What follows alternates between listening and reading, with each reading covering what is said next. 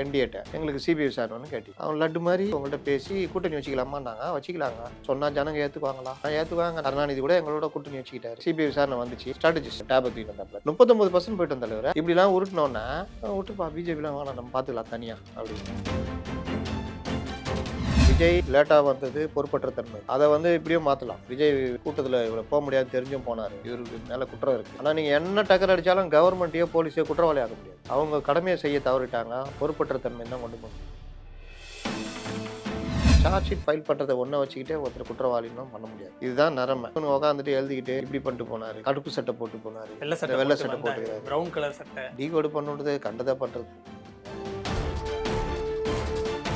வேட்பாளர் பாதி பேர் வேலைக்கு வாங்க ரெடி ஆகிறாங்க. யார் நிற்கிறீங்க எல்லா லிஸ்ட்டையும் எடு. இவன் மேலே கேஸுக்குதா எல்லாம் ரெடி. ஏம் கிட்ட சேர்ந்துறியா இல்லை அங்கேயே இருக்கு. நான் அங்கேயே இருந்து நான் ஒரு மாதிரி பார்த்துக்கிட்டேன். இந்த மாதிரியே காலி பண்ணுவாங்க. செப்டம்பர் படம் ரெடி. 60 நாளைக்கு முன்னாடி நீங்கள் சென்சாருக்கு அனுப்பலாம். சென்சாருக்கு அனுப்புகிற டைமில் எனக்கு என்னென்ன டேட்டை அறிவிச்சுட்டு மலேசியாவுக்கு ஆடியோ லான்ச்சுக்கு போகிறாங்க. ஏன் அனுப்பலை? இந்த தெனாவோடு தான் உள்ள அழிப்பது. பயந்தாங்குளத்தனத்துக்கு பேர் மௌன புரட்சி நம்ம ஊரில் ஊட்டின்னு இருக்காங்க. விஜய்க்கு என்னன்னா நான் அடிச்சுட்டேன் பணம் வாங்கிட்டேன் அவ்வளோதான். சினிமாவில் என்னென்ன நுணுக்கங்கள்லாம் தெரிஞ்சவராக இருந்தா இவரே மூவ் பண்ணுவார். தொடர்ச்சியாக எல்லா படங்களுக்கும் கடைகளை பார்க்குறவர் தான் அவர். வரைக்கும் அந்த நிறுவனங்கள் தான் அனுபவிச்சிருக்கேன்.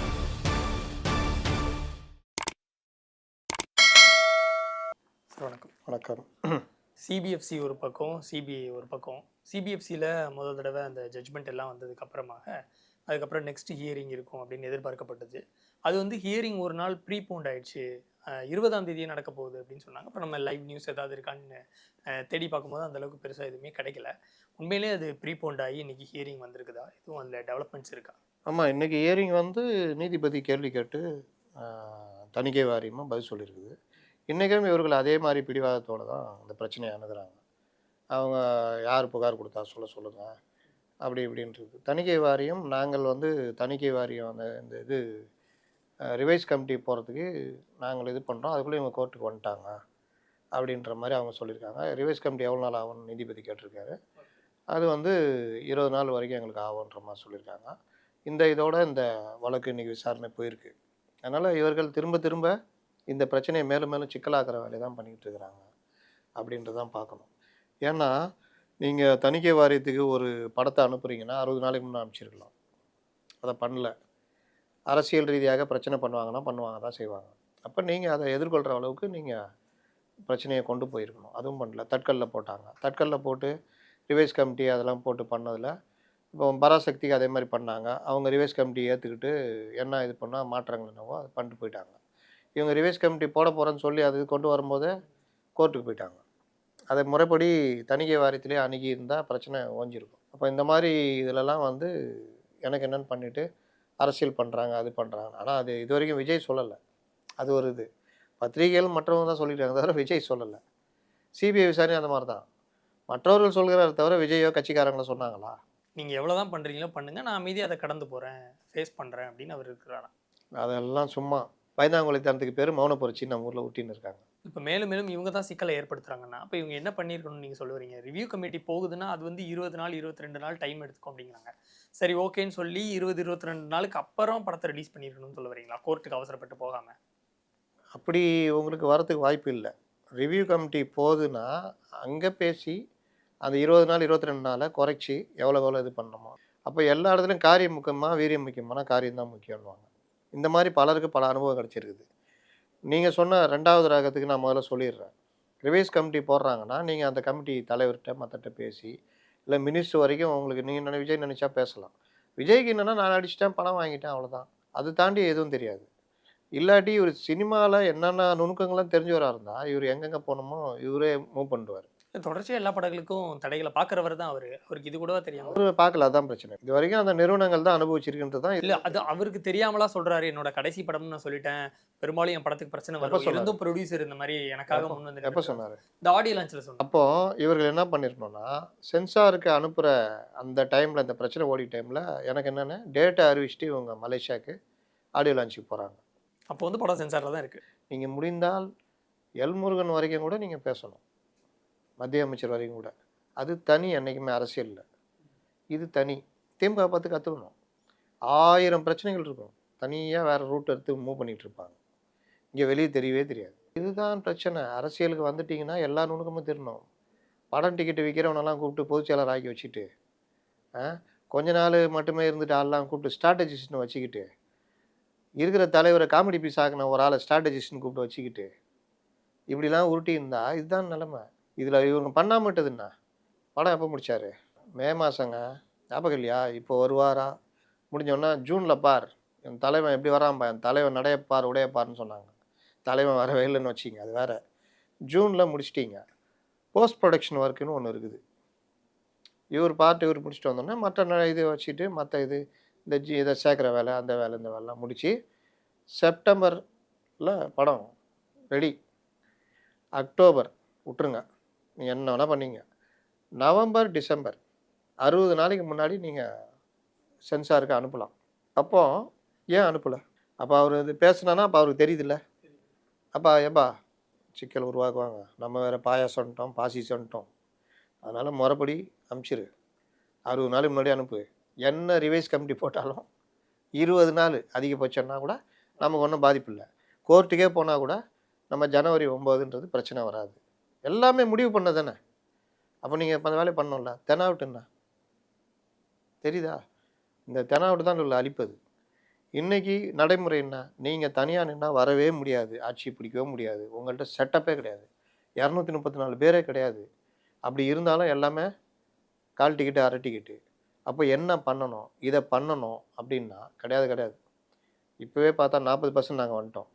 நெருக்கத்தில் பாரு, எங்கே போனாலும் விஜய்ன்னு தான் சொல்கிறாங்க. அப்படி எங்கே போனாலும் சொல்லுவான், ஓட்டு போடுவானா தான் மேட்ரு. சொல்கிறவன் அவங்களுக்கு தானே ஓட்டு போட போகிறான். அப்படிலாம் கிடையாதுங்க. அப்படின்னு தான் பார்த்தா திமுக கலைஞர் புலம்பியர். இல்லை இப்போ என்ன கேட்குறேன், நான் என்ன தெரிஞ்சுக்கிறக்கா கேட்குறேன்னா, சொல்கிறவங்க ஓட்டு போட மாட்டாங்கன்னா சும்மா மீடியாக்காக ஒன்று சொல்லணும்னு சொல்கிறாங்க. நீங்கள் போய் கேளுங்க.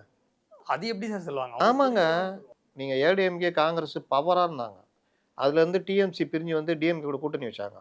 வைகோ இன்னொரு பக்கம் பவராக இருக்கார். ஆனால் ஒரு கருத்து எப்படி உருவாச்சுன்னா, டிஎம்கே மூவ் பண்ணார், புதுசாக வந்திருக்காரு, இந்த அலையன்ஸ் ஜெயிக்கும், ரஜினி வாய்ஸ் கொடுத்துருக்காரு, இது அடித்து நவுத்துறோம் அப்படின்னு ஒரு கருத்து.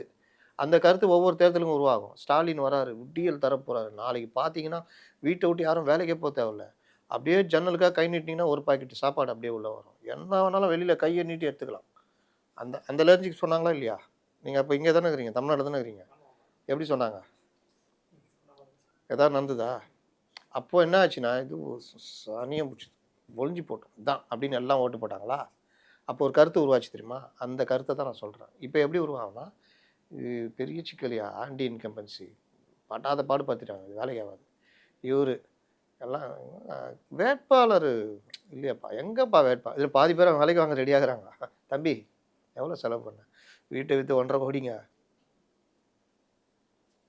டபுள் மடங்கு தரேன், வந்து சேர்ந்துடுறியா இல்லை அங்கேயே இருக்கு? நான் அங்கேயே இருந்து நான் ஒரு மாதிரி பார்த்துக்கிறேன், அவன் ரைட் விடுப்போம், இந்த மாதிரியே காலி பண்ணுவாங்க. படம் 600 கோடி, எப்படி பயம் வரணும்? எவங்காலையாவது விழணும்னு தோணும்ல. இல்லை அது திரைமறைவில் நடந்துகிட்டு இருக்குமோ என்னவோ நமக்கு தெரியாதுல்ல. திரைமறைவில் நடந்தால் ரிசல்ட் என்ன இருந்திருக்கணும்? 9ஆம் தேதி படம் ரிலீஸ் ஆகி பயங்கரமாக ஓடி இருக்கணும். ஒருவேளை அதெல்லாம் வேண்டாம், ஸ்ட்ரைட் ஃபார்வர்டாக போவோம். அதை தான் சொல்கிறேன், முட்டாள் தானன்றேன். ஃபர்ஸ்ட் டே ஃபர்ஸ்ட் ஷோ போனீங்களா? போயிருக்கேன். எவ்வளோக்கு வாங்கினீங்க டிக்கெட்டு? 1000 ரூபாய்க்கு வாங்கியிருக்கேன், 2000 ரூபாய்க்கு. எவ்வளோ டிக்கெட் விலை? 200 ரூபாய் நம்மளும். ஏன் 1000 ரூபா வாங்கினீங்க? ஸ்பெஷல் ஷோங்கிறனால அவ்வளோ. ஊழல் எதுக்கு ஆதரிக்கிறீங்க? நமக்கு ஏற்றார் போல ஒரு நியாயம். ஊழல் செய்து நீங்க குற்றம் சாட்டுறீங்க, அப்புறம் விஜயே வந்து நீங்க குறுக்கு வழியில போங்கன்னு இன்சிஸ்ட் பண்றீங்க. அதான் எனக்கு முரணா இருக்கு, நான் கேட்கறேன். சரி, நான் இப்படி வர்றேன். விஜய் படம் இப்போ ஜனநாயகன் ரிலீஸ் ஆகுது, அப்படியே 110 ரூபா தான் டிக்கெட் விற்பாரா? சொல்லுங்க. இல்லை விற்க மாட்டாங்க, அதிகமாக தான் விற்கிறாங்க. நேர்மை தானே நீ? நேர்மை, எருமை, கருமை. அதே புஷி கொன்றுவேன், அதே வேலைக்கு தான் விற்கணும்னு சொல்லிட்டு தேட்டர் ஓனர்லாம் என் ரசிகர்கள், அவன் எவ்வளோ கஷ்டப்பட்டு இருக்கான் தெரியுமா அப்படின்னு சொல்லுவீங்களா? டிக்கெட்டு காசு எங்கே போகுது சொல்லுங்க. இல்லை இதுக்கும் கவர்மெண்ட் தான் பொறுப்புங்கிறாரு சிடிஆர் நிர்மல்குமார். கவர்மெண்ட் வந்து விஜய் ஆமா, அவங்க படத்தை வந்து 1000 ரூபாய் அதுக்கு நான் நடிக்கிறதோட அவரோட வேலை முடிஞ்சு போச்சு. இதெல்லாம் தேட்டர் நான் இதுக்கு ஒரு பதிவு போடுறதுக்கு, இதுக்கு ஒரு பதிவு போடுறதுக்கு சினிமா சார்ந்தவரை கேட்டேன், ஏன்னா தப்பா போட்டுறக்கூடாதுன்னு. அவர் கிளீனா சொன்னார். யார் இதெல்லாம் நிர்ணயிக்கிறா இதுக்கு? விஜய் அவர் கிளீனா சொன்னார், சார் நேரடியாக ஆன்லைனில் அதெல்லாம் வந்து இந்த மாதிரிலாம் பண்ணுறது, ஃபர்ஸ்ட் டே ஃபர்ஸ்ட் ஷோ, அந்த கான்செப்ட் எல்லாம் தேட்டருக்காரில் ஒரு பங்கு ப்ளஸ்ஸு இவர்களுக்கும் பெரிய பங்கு போகும். இதை விஜய் நினச்சா வேணான்னு சொல்லிட்டா ஒன்றும் பண்ண முடியாது. ஆனால் அவர் இதை அனுமதிக்கிறார். அப்போ அவங்க நான் ரசிகர்கள் காசு தானே சார் போகுது, அதுக்கு என்ன பண்ண சொல்கிறீங்க? 600 கோடி போட்டு படம் எடுக்கிறாங்கல்ல அப்படின்றாரு. 600 கோடியில் 300 கோடி யாருக்கு போகுது? விஜய்க்கு போகுது. அப்போ நீ எனக்கு 300 கோடி கொடுக்கறதுனால நீ ஏதாவது பண்ணி எடுத்துக்கோ. ஃபர்ஸ்ட் டே ஃபர்ஸ்ட் ஷோ கான்செப்ட்ல அவர்களுடைய ஆசை, அவருடைய விருப்பத்தை நிறைவேற்றணும்னா அவன் எவ்வளோ வேணா கொடுக்க தயாரா இருக்கான். நீ அதை பயன்படுத்திக்கோன்றத அனுமதிக்கிறாங்க. அப்போ ஊழல் எங்க ஆரம்பிக்குது? இங்கேருந்து ஆரம்பிக்குதுல்ல. அப்புறம் என்னமோ பரம யோகியர் மாரி சொல்றீங்க விஜய. உன்ன நம்பி 600 கோடி ரூவா செலவு பண்ணியிருக்கான். ஒரு சினிமாலயே இந்த மாரி முட்டாள்தனம் பண்றவங்க, கட்சிய ஆரம்பிச்சுட்டு அதுல இவ்ளோ பிரச்சனை இருக்கு. அப்ப நீங்க உறுதியா நிக்கணும்.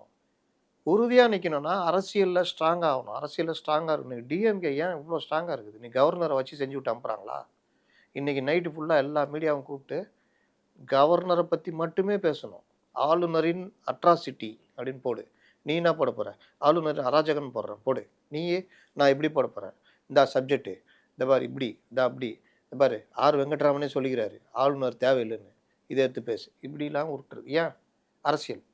இல்ல இப்ப அப்படியே இது நீங்க சொல்ற மாதிரியான நுணுக்கங்கள் தெரிஞ்சுக்காம, ஒரு இடத்துல ஸ்ட்ராங்கா பேசாம, இப்படி இருந்தா அந்த எலக்ஷனுக்கு அப்புறம் தான் படம் ரிலீஸ் பண்ண முடியுங்கிறாங்க. இங்க சிங்கிள் ஜட்ஜி குடுத்துட்டாங்க. இனி யார் குடுத்தாலும் பெஞ்சுக்கு போயிடுவாங்க.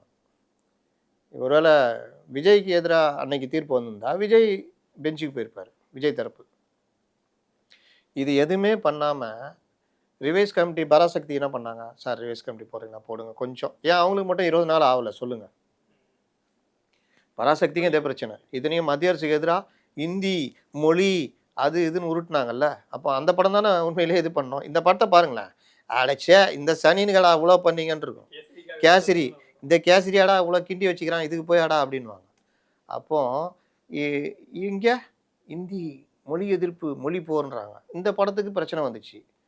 அவனுக்கு ஏன் 20 நாள் போடல ரிவைஸ் கமிட்டி? ஏன்னா ஒரு கட்சி ஆரம்பிக்கல அதனால.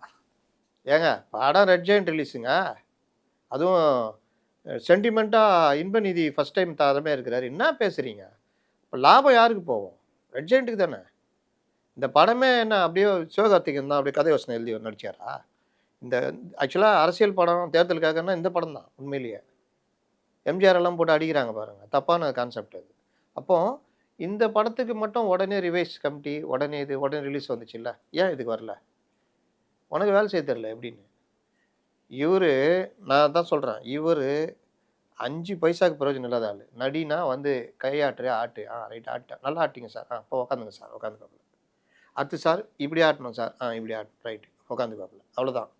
இவர் போய் சொல்கிறாரு நான் எம்ஜிஆர் மாதிரின்னு. எம்ஜிஆர் இப்படி ஏன்டா ஆட்டணும்னு கேட்பாரு. அப்போ நீ அரசியலுக்கு வரணும்னு முடிவு பண்ணிட்ட. 5 வருஷத்துக்கு முன்னாடி 2020 முடிவு பண்ணிட்டார். இவர் எப்போ சேர்ந்தார் தெரியுமா? The great strategist. அவரு ஒரு 6-7 படத்துக்கு முன்னாடியே ப்ரொமோஷனுக்காக போயிட்டார். அவர்கிட்ட நெருக்கமாயிட்டார். நெருக்கமாகி இவர்கிட்ட இருக்கிற பைபிள் அவர்கிட்ட கொடுக்க, அவர்கிட்ட இருக்கிற பைபிள் இவர்கிட்ட கொடுக்க, அப்படி க்ளோஸ் ஆகிட்டாங்க. அப்போ ஜான் ஆரோக்கியசாமி ஒன்று சொல்லியிருக்கணும். தலைவரே 26ல் நம்ம அரசியலுக்கு வரணும்னா இப்போத்துலேருந்தே நம்ம படங்கள் கதைகள்லாம் பார்த்து ஒரு நல்ல ஒரு இளைஞன் வர்றான், ஒரு பிரச்சனை வருது, அரசத்தை எதிர்த்து போராடுறான், நாளைக்கு அவன் அப்படியே ஒரு கவர்மெண்ட் அமைக்கிறான். இப்போ எம்ஜிஆர் ஏங்க ஏற்றுக்கிட்டாங்க?